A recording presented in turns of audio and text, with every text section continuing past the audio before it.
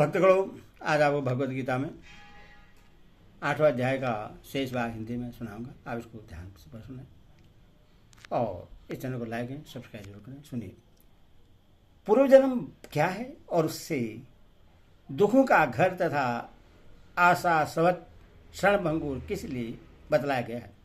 जीव जब तक भगवान को प्राप्त नहीं हो जाता तब तक कर्मवश उसका एक योनि को छोड़कर दूसरी योनि में जन्म लेना मिट नहीं सकता। इसीलिए मरने के बाद कर्मवश होकर देवता, मनुष्य, पशु, पक्षी आदि योनियों में से किसी भी योनि में जन्म लेना ही पूर्व जन्म कहलाता है। और ऐसी कोई भी योनि नहीं है जो दुखपूर्ण और अनित्य न हो।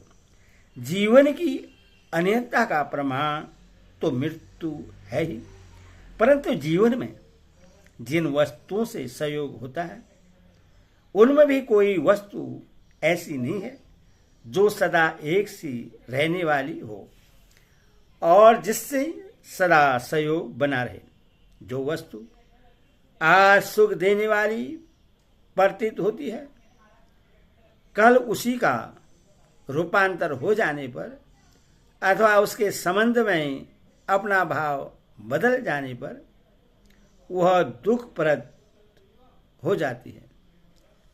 जिसको जीवन में मनुष्य सुखप्रद ही मानता है, ऐसी वस्तु का भी जब नाश होता है या जब उसको छोड़कर मरना पड़ता है तब वह भी दुखदायिनी ही हो जाती है।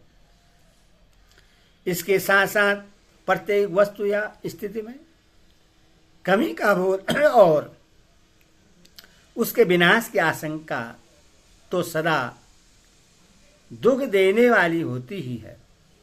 सुख रूप दिखने वाली वस्तुओं के संग्रह और भोग में आसक्तिवश जो पाप किए जाते हैं उनका परिणाम भी नाना प्रकार के कष्टों और नरक यंत्रणाओं की प्राप्ति भी होता है।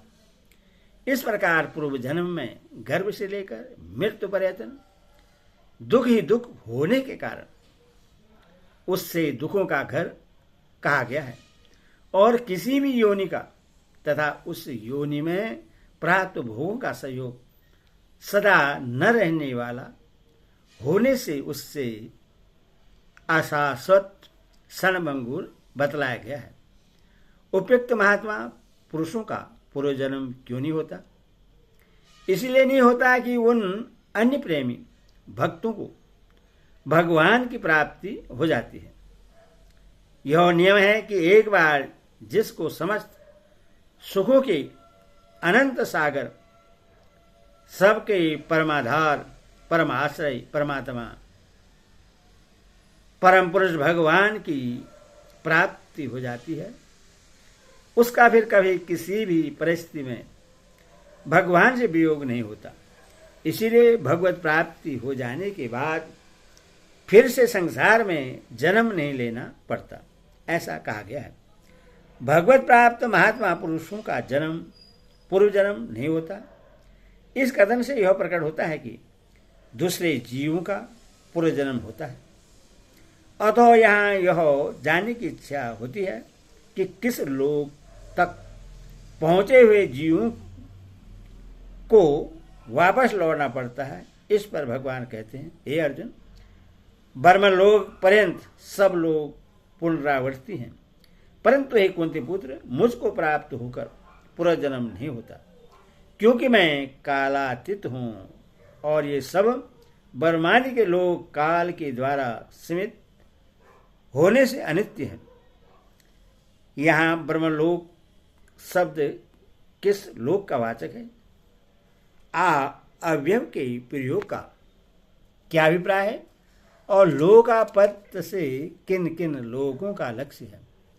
जो चतुर्मुख ब्रह्मा सृष्टि के आदि में भगवान के नाभि कमल से उत्पन्न होकर सारी सृष्टि की रचना करते हैं, जिनको प्रजापति, हिरण्यगर्भ और श्रोत्रात्मा भी कहते हैं, तथा इस अध्याय में जिनको आदि अधिदेव कहा गया है वे जिस उर्वर लोक में निवास करते हैं उस लोक विशेष का नाम ब्रह्मलोक है।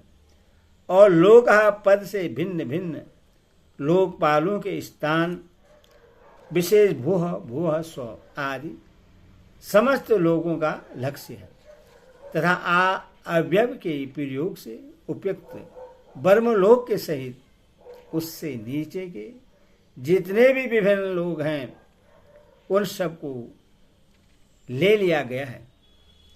पुनरावृत्ति किस लोक को कहते हैं?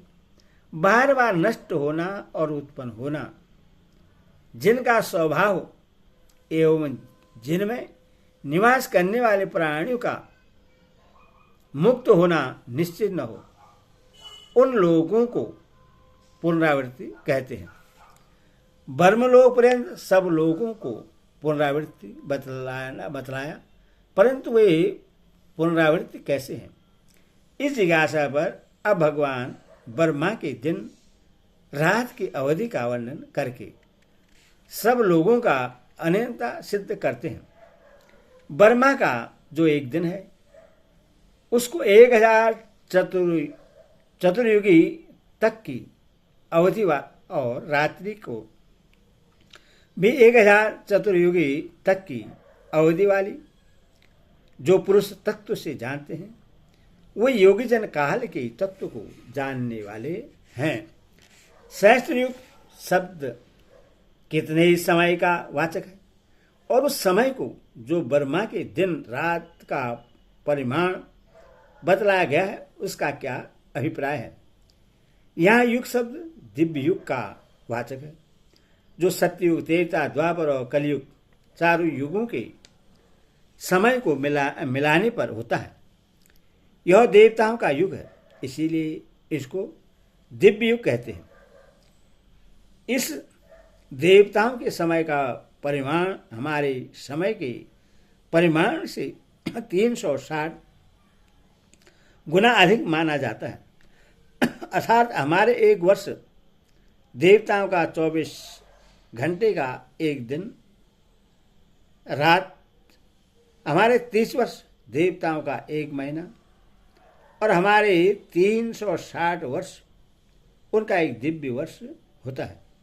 ऐसे 12,000 दिव्य वर्षों का एक दिव्य युग होता है। इससे महायुग या चतुर्युगी भी कहते हैं। इस संख्या के जोड़ने पर हमारे 43 लाख का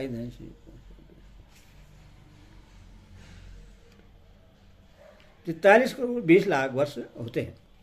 दिव्य वर्षों के हिसाब से 1200 दिव्य वर्षों का हमारा कलयुग, 2400 का द्वापर, 3600 का त्रेता, 4800 वर्षों का सतयुग होता है।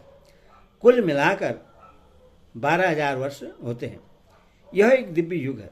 ऐसी 1000 दिव्य युगों का ब्रह्मा का एक दिन होता है और उतने युगों की एक रात्रि होती है। इससे दूसरी तरह समझिए, हमारे युगों के समय का परिणाम इस प्रकार है। कलयुग 4,32,000, द्वापर 8,64,000, कलयुग त्रेता 12,16,000, सतयुग 17,28,000